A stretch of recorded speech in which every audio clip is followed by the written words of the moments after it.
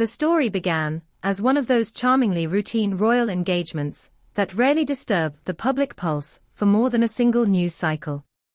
Buckingham Palace had organized a reception designed to celebrate a raft of small, but worthy community initiatives, the sort of afternoon gathering at which a handful of mayors, hospice fundraisers, and grassroots campaigners receive polite applause, the delicate canapé, and a handshake from a senior member of the royal household. The setting was refined but familiar, chandeliers softly glowing above crimson damask, the scent of beeswax mingling with late summer lilies, conversation rising and falling in well-modulated ripples. Such events ordinarily follow a reassuringly predictable script, yet on this occasion a single question voiced by the youngest Wales child managed, quite without malice or intent, to silence the entire room and reopen one of the most sensitive wounds in modern royal history. Prince Louis, 7 years old, had accompanied his parents precisely because his buoyant curiosity is thought by the Prince and Princess of Wales to be a valuable quality rather than a liability. They have long believed that introducing their children to public life in small, carefully controlled doses helps inoculate them against the stage fright that crippled earlier generations. Louis had listened with apparent attention, while Queen Camilla discussed reading programs with a group of school librarians. Then, with the unfiltered candor of early childhood, he asked why Camilla bore the title of Queen when his grandmother, Princess Diana, was never granted the same honor. Witnesses recall an almost tangible hush settling over the gathering, as though the chandeliers themselves were holding their breath. Camilla, seasoned by decades of public scrutiny yet visibly taken aback, paused long enough for guests to register a flicker of discomfort before responding with a gentle, formulaic explanation about constitutional definitions of title and timing. Catherine, sensing the perceptible shift in atmosphere, guided her son a step back, her expression equal parts maternal reassurance and diplomatic rescue. Nothing about the child's question was ill-intentioned, yet its resonance was immediate. Diana's story occupies a unique space in British collective memory, simultaneously intimate and mythic, a narrative of glamour and tragedy that many feel they witnessed firsthand. To the generations born after her death, she remains an almost legendary figure, encountered in photographs, documentaries and the occasional anecdote offered at family supper tables. Within Kensington Palace, William and Catherine have not hidden that legacy from their children.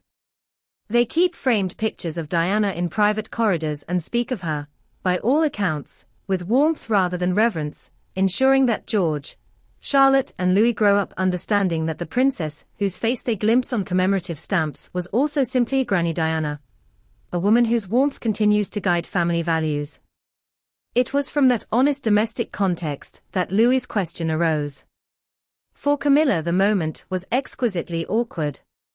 She has spent nearly 2 decades softening public perceptions, shifting focus from the convoluted romance that first bound her fate to Charles S. towards a quieter identity rooted in literacy advocacy, domestic abuse charities and a kindly, almost grandmotherly public image. Statistics show the strategy has worked. Opinion polls that once registered widespread skepticism now record majority acceptance of her role. Yet acceptance is not the same as amnesia, and Louis's simple inquiry highlighted precisely what remains unresolved. In the eyes of a child, and by extension, in the eyes of many still moved by Diana's memory, titles are less an outcome of constitutional procedure than a signifier of affection and approval. If Camilla is queen, why is Diana not? The boy's logic cut through decades of official explanations about divorce, remarriage and the particularities of coronation oaths. Palace aides reacted with disciplined speed, issuing a brief statement describing the encounter as a private moment of youthful curiosity and requesting respect for the family's privacy. In communications terms, that was a textbook response. Say little, frame the incident as innocuous, move on. But social media platforms are uneasy places for textbook responses. A bystander's phone clip of the exchange, though quickly deleted, had already migrated into the digital wild. Within hours it was threaded through hundreds of thousands of reposts and think pieces. Hashtags praising Louis's innocence trended alongside ones questioning Camilla's legitimacy. Old interview footage of Diana speaking about her sons resurfaced. Speculation about private family conversations filled tabloid columns.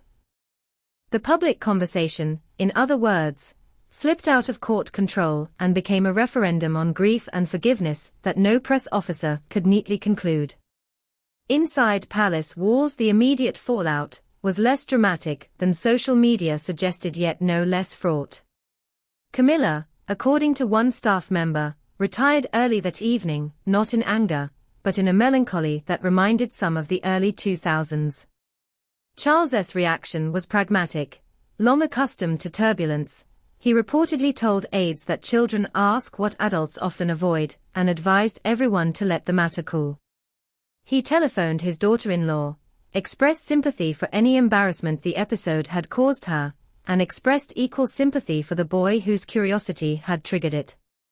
William and Catherine opted for discretion, neither reprimanding their son in public nor elaborating on his motives.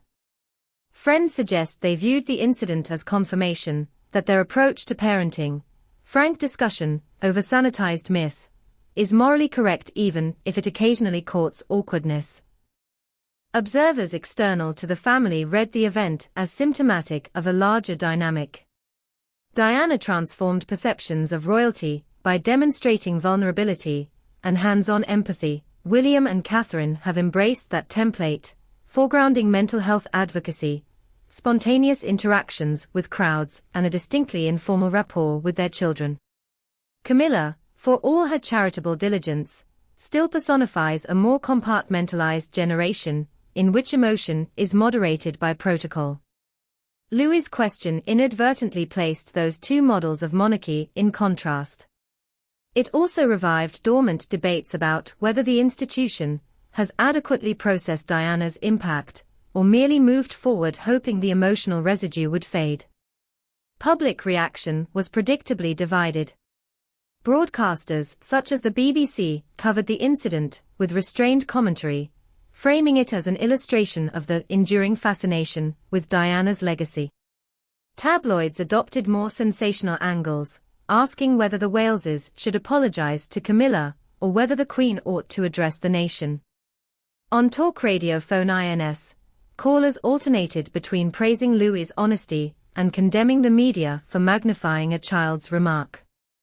Pollsters measured a modest uptick in sympathy both for Camilla, seen as the adult placed in an unenviable position, and for the young prince, who found himself thrust into headlines through no fault of his own. Meanwhile, the larger machinery of monarchy continued to turn. Charles visited a hospice in Kent the next morning, greeting terminally ill patients with a composure that belied a grueling medical schedule. Camilla pressed ahead with a round-table discussion on domestic abuse policy, delivering remarks that received front-bench praise. William traveled to Birmingham to open a youth skills hub, joking during a Q&A that his children's inquisitiveness keeps him briefed on every royal fact and rumor. Catherine quietly arranged for additional child development specialists to join a palace advisory panel. These engagements, routine yet relentless, emphasized an old truth: individual moments of embarrassment seldom derail an institution whose primary currency is continuity. Yet continuity does not negate introspection. Privately, senior courtiers concede that the episode may accelerate already nascent plans to incorporate Diana's humanitarian record more explicitly into royal messaging.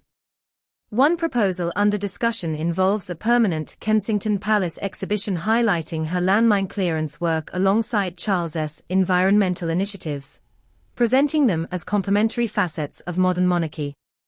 Another suggestion is that future school visits by the Wales children include structured conversation about their grandmother's philanthropic ethos, turning spontaneous curiosity into planned educational narrative. Such measures would serve a dual purpose: honoring Diana's memory while framing it as an asset to the current reign rather than a lingering challenge. For Prince Louis himself, life quickly returned to 7-year-old normality: maths lessons, piano scales, football practice on a palace pitch scarred by centuries of regal hooves.